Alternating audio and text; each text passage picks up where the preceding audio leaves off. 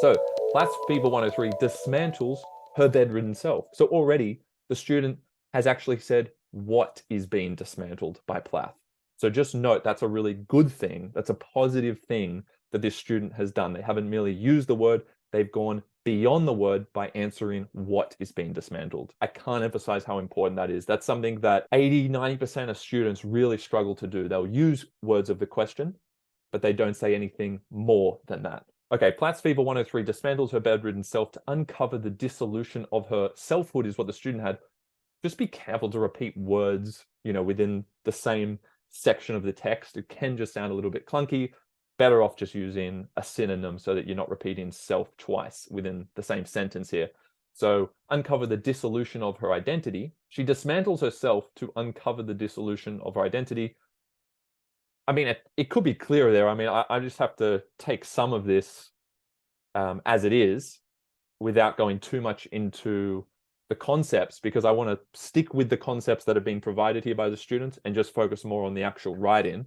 But the concept there is a little bit murky to me. She's dismantling her bedridden self to uncover the dissolution of her identity. It almost sounds a bit repetitive. Dismantling herself to uncover the dismantling of herself. Just be careful there. Make sure the point is nice and clear in the topic sentence. Stemmed from, I mean, I guess that would have to be stem in from. And you can see here that I've highlighted this part because if you look ahead at this sentence, and this is all the topic sentence, it's very clunky because there are a lot of clauses.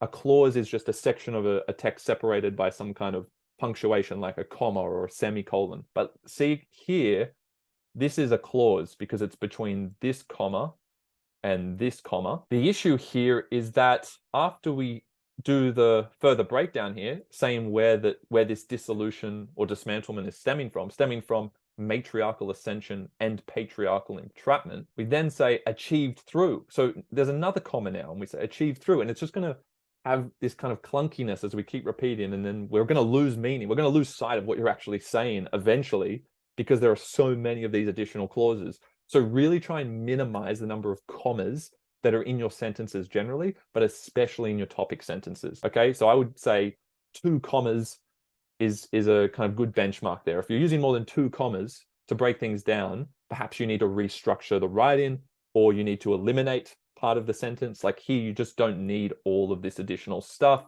or at least you might only want to use the last bit here and get rid of something in the middle, but we don't want all these clauses. It gets too clunky. It's not tight, concise writing, and it's already going to kind of put the marker off there and set the wrong impression about your ability as a writer.